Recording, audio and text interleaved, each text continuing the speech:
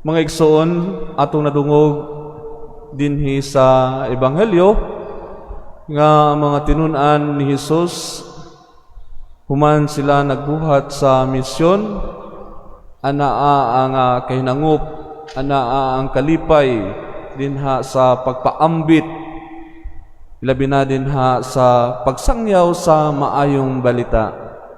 Apan ato sab nga nadungog nga daghan kaayo ang mga tao nga kanunay nga gusto nga muduol maminaw dinha kang Hesus, o nga tungod ini wala sila'y higayon bisan gani dinha sa istoryahanay, bisan gani dinha sa pagkaon, tungod sa kadaghang tao nga gusto nga maminaw muduol mangayo sa grasya dinha sa atong Ginoo. Ug tungod niini ang atong Ginoo ningon siya nga muadto kita sa awaaw aron makapahulay kamo og diyutay. Apan bisan pa dinha sa pag-adton la sa awaaw, ang mga tao nakakita kanila ug gani sila pa ang nahiuna sa pag-adto sa dapit nga gusto nilang adtuan. Unsa may giingon ni Hesus, siya naluoy dinha kanila.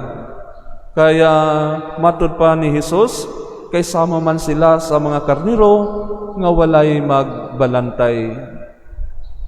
Mga igsoon, ang ato mga pagbasa karon, kini nagpahinumdom kanato ug naghulagway kung kinsa si Hesus. Si Hesus gihulagway nga maayong magbalantay dinha sa iyang mga karnero dinhi kanato. Ug tungod niini siya naluoy ug mauusab kini ang mga pagbasa nga atong nadungog karon. Dinha sa unang pagbasa atong nadungog nga ningon dinhi nga gibanhaw sa Dios si Hesus nga atong Ginoo nga mao ang gamahanang magbalantay sa mga karnero gumikan sa iyang kamatayon. O pinaagi niini natiman-an ang walay katapusang kasabutan. Ug diha sa atong mga salmo, diha sa atong tubag, magbalantay kanako ang Ginoo, wala nay magmakulang pa kanako. Dinhi usab atong nadungog kung kinsa o gihulagway kung kinsa ang atong Ginoo. Magbalantay kanako ang Ginoo, wala nay magmakulang pa kanako. Sa lunhaw nga sipsibanan, iya akong gipapahulay. Sa daplin sa malinawon nga tubig, iya akong gidala. Iyang gihupay ang akong kalag. Pagkaanindot nga pamalandungon, pagkaanindot nga tan-awon, kung unsa ka maayo ang atong Ginoo. Iya akong gitultulan sa matarong nga agianan tungod sa iyang ngalan. Bisan kun maglakaw ako sa walog nga mangitngit, wala ako'y kahadlukan nga dautan. Kay anaa ka man sa akong kiliran. Sa imong igbubugaw ug sungkod, gihatagan mo ako og kaisog. Mga igsuon, ang atong Ginoo usa ka maayong magbalantay alang kanato. Isip maayong magbalantay, siya kanunay anaa nagauban dinha sa iyang mga karnero. Siya nakaila sa matag usa sa iyang mga karnero. Nakaila siya kung unsa ang ilang mga kahuyangon, kung unsa ang ilang mga batasan, kung unsa ang ilang gikinahanglan. Siya kanunay anaa nagauban kanila. Ang maayong magbalantay, siya andam nga mugiya ngadto sa iyang mga karnero. Siya naghunahuna ug siya kanunay nga nangita og pamaagi nga ang iyang mga karnero dili magutman, nga ang iyang mga karnero dili magkabulag. Siya naghunahuna kanunay nga ang iyang mga karnero anaa kanunay sa maayo nga kahimtang. Kini ang maayo nga magbalantay. Ang maayong magbalantay kanunay andam nga muhatag og oras sakripisyo ngadto sa iyang mga karnero. Andam siyang muhalad sa iyang kaugalingon kung adunay gusto nga muhilabot dinha sa iyang mga karnero. Ang dili maayo nga magbalantay sa karnero, siya katong nga tao nga wala makaila nganha sa iyang mga karnero. Siya katong nga dili magpakabana sa mga panginanglanon dinha sa iyang karnero. Pasagdan niya katong iyang mga karnero bisan kung magkatibulaag kana ang dili maayo nga magbalantay. Ang dili maayo nga magbalantay kung adunay mananap nga gusto nga mohilabot dinha sa iyang mga karnero, siya mobiya kay siya mahadlok man ni adto nga mananap. Apan ang atong Ginoo nagulagway nga bisan gani ang iyang kaugalingon andam niyang ihatag nganha sa iyang mga karnero tungod sa iyang dakong gugma.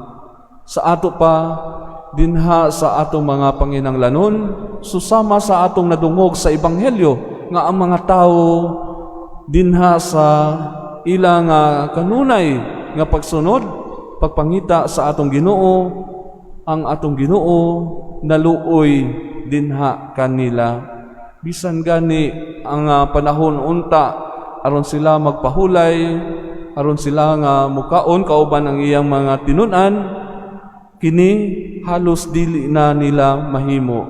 Halos dili na mahimo sa atong Ginoo. Ug ang paghimo unta na niini alang dinha sa ilang kaugalingon, iyang gihatag ang iyang oras ngadto sa katawhan. Siya nagtudlo kanila og mga maayong butang dinha sa atong mga panginanglanon sa atong kinabuhi.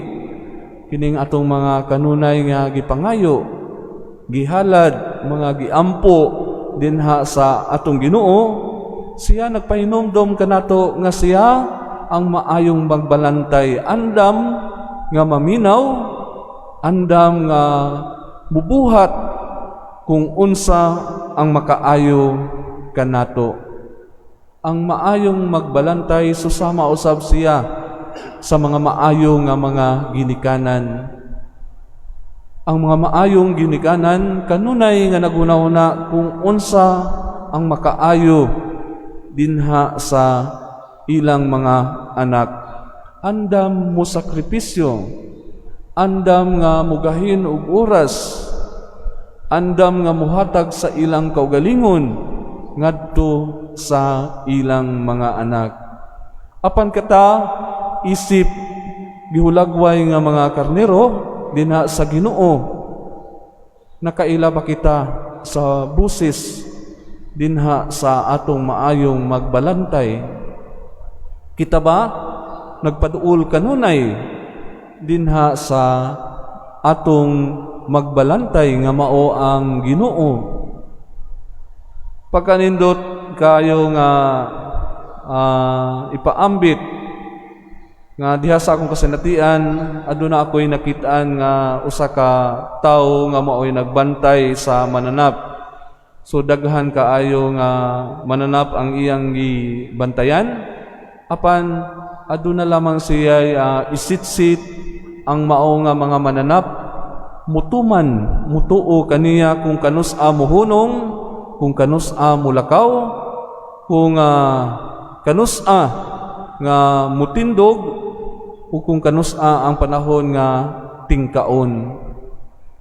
Nasayod sila kung kinsa ang tao nga kanunay nga nag-uban kanila. Kay bisan gani kung sundugon ang maong sitsit, ang maong sinyas dinha sa maong nagbantay dinha sa mananap, ang mga mananap mulingi ra mutan-aw apan nasayod sila nga dili kadto ang tinuod nga nagbantay dinha kanila. Ug kini usab ang atong pwede nga itandi dinha sa atong maayong magbalantay. Siya isip maayong magbalantay, kita wala niya pugni, kita gihatagan og kagawasan isip iyang mga karnero. Bisan kung kita magpalayo ngadto sa magbalantay, apan ang iyang gugma kanato sa kanunay nagpabilin. Siya kanunay nagtan-aw sa atong kaayuhan. Bisan pa man kung dili nato makita kung unsa kadako ang iyang gugma nganhi kanato. Siya kanunay nga mangita, siya kanunay nga maghulat nga kita mubalik nganha kaniya. Palihog sa pagtindog, sayod kita sa atong panginahanglan nga mupalayo sa nagkapuliking mga kalihukan sa kinabuhi, busa diha sa mapabsanong pag-ampo, mudangop kita samahan aron lig-unon ug bag-ohon niya ang atong kaugalingon. Ug moingon kita, Ginoo, kaluy-i kami. Ginoo, kaluy-i kami.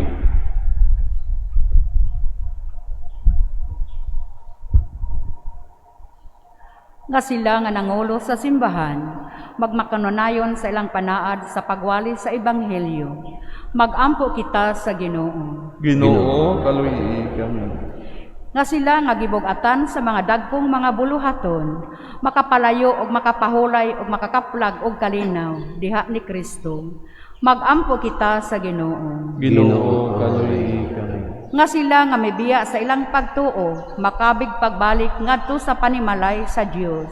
Magampo kita sa Ginoo. Ginoo, kaluy-i kami. Nga pinaagi sa pangama ni Maria, ang mga masakiton, makakaplag o kayuhan sa ilang mga balatian. Magampo kita sa Ginoo. Ginoo, kaluy-i kami. Nga imo untang isipon nga takos og mapuslanon alang kanamo, nga ang halangdong tupilo kamumot, mabayaw na ngadto sa altar sa mga santos. Magampo kita sa Ginoo. Ginoo, kaluy-i kami. Nga ang mga matuohon nga mihalin na, magpuyo sa puloy-anan sa Dios hangtod sa kahangturan. Magampo kita sa Ginoo. Ginoo, kaluy-i kami. Sa kahilom atong ihalad ang atong mga personal nga mga katuyuan ngadto sa atong maayong magbalantay ang atong Ginoo.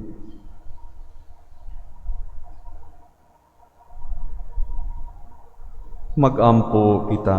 Ginoo, kaluy-i kami. Magagahom nga mahan, gitawag mo kami aron makig-uban kanimo. Matinunanon unta kaming musunod sa imong anak, padulong sa imong gingharian.